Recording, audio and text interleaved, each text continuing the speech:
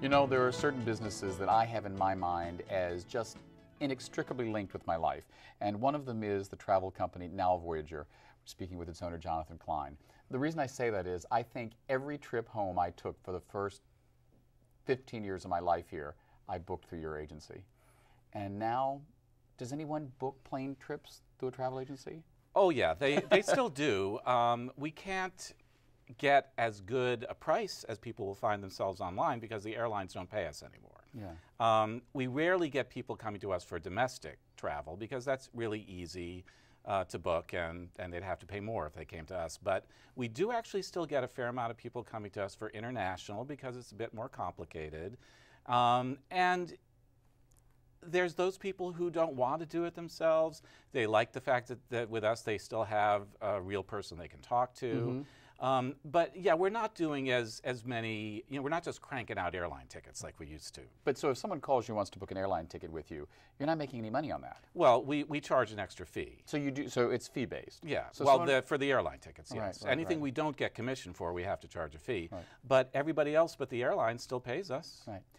I remember the first time I saw Now Voyager Travel, and it just, I got it right away. I thought, is there another movie that speaks more to that longing to recreate yourself? Oh, it's perfect. It's like, it's still, I've seen it a bunch of times. Every time I put it on, Alfredo kind of rolls his eyes. Oh, what gave you the idea? Well, we were just, I started the business with a business partner, and we were just sitting around kind of brainstorming on names, and actually we had taken over an office of a travel agency that basically already gone out of business, and they were called The Traveler, just The Traveler. And we thought, well, we're going to change the name, but so we just started to riff on, you know, from The Traveler, well, then The Voyager, and then all of a sudden we both said at the same time, Now Voyager. And it's such a perfect name for a travel agency, particularly a mostly gay travel agency in the Castro. In the movie, well, of course, it's Betty Davis, so Icon there's one. that. And in the movie, she goes on a cruise, and it transforms her life. Yes. So, you know, what better inspiration for a travel agency? Well, great segue. In the same way that plane travel created, in a sense, the modern travel agency industry, has the cruise industry sustained it? Has it transformed your industry, cruising? Well, travel agents, you know, the whole travel agency scene has changed dramatically since the internet came along. There's many fewer travel agencies out there. There used to be several in the Castro, and we're the only one left. We're one of the very few anywhere that's actually still a storefront, you know, and still in the same place we've been for 27 years. But travel agencies that are still around and that are mainly dealing with vacation travel, yes, cruises have become a big thing for us. They still do pay us commissions, so we don't have to charge extra fees for that.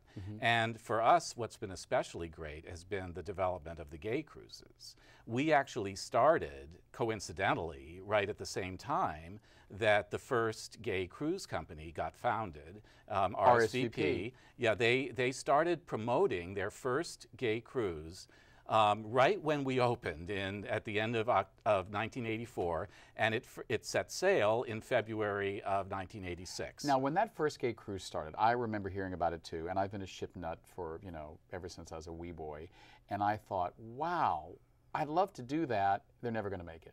Did you think that the idea of a gay cruise would There was money? A lot of skepticism And out homophobia. there.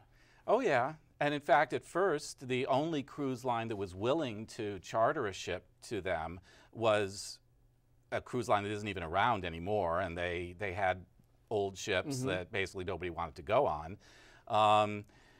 But not only was that cruise incredibly successful, but the cruise line made so much money off of all of the alcohol and everything else that people bought on board, much more than they ever would on a regular cruise, that the word started getting around to the other cruise lines that, hey, charter to these gay travelers and you make a bundle. Absolutely. And now all of the top cruise lines are fighting to charter for gay cruises. I remember when I was involved in the cruise industry in the 90s, actually went around the world twice by cruise ship, and there was a company whose executives I was speaking to, and they were saying that their ship would never do a gay cruise. And it wasn't because they were homophobic, but it was because the makeup of ship's crews is so international. The ship on which I worked had 63 nationalities in a crew of 1,100. And some of them are from Eastern Europe, some were Muslim, some were very conservative religiously, and they said, you know, just the tension between an all-gay passenger list of 1,000 queens and 1,100 maybe homophobic people, it's never going to work. So we're going to try it. We're going to charter a ship, but it's going to be an all-volunteer crew. So a few months later, I talked to the same executive, and he said, what happened was the all-volunteer crew came back, and the crew that didn't do the cruise because they were scared said, how was it? They said, we made a bundle of money. And now they business. fight, the Yes. crew is fighting for each other to be sure they're scheduled for that cruise. And it's not just because they make more money. The gay passengers are just so much more friendly, and they really enjoy actually relating to the crew. And the silly games. Yes, and of course there's always a certain percentage of gay crew on any ship, and of course they're ecstatic when the gay crew passengers are there. But really, it's an incredibly good time for everybody on those gay cruises. And that is really, those are such unique events. They're unique for gay travelers. It's one of the only kinds of things where you can get a couple of thousand of gay people together, where it's really an interesting cross-section of our community, all different ages and types of people, and coming from all over. And they're just hanging out together for a week with all these different kinds of things to do. So it's just it's amazing the kind of friends that you can make on that, and people just go back year after year on these things. Tell me kind of what the spectrum is. If someone wants to take a gay cruise or a lesbian cruise, it's now no longer just RSVP or Atlantis. I mean, what is the menu, and what differentiates them? Well, actually, if you want to go on an all-gay cruise, there's really mainly 3 companies that charter a full, large cruise ship for an all-gay cruise, and that's RSVP, Atlantis, and then Olivia does it for women. You also now have a number of companies that put together gay groups to go on what's basically a mainstream cruise. And what has been the experience of that? I mean, my husband and I, once or twice a year, we go on board a cruise because I just love it. And we've never been aboard a gay cruise, but we've been aboard many ships where there was maybe 20, maybe 30, and we actually liked that experience of just being who we were in a general population.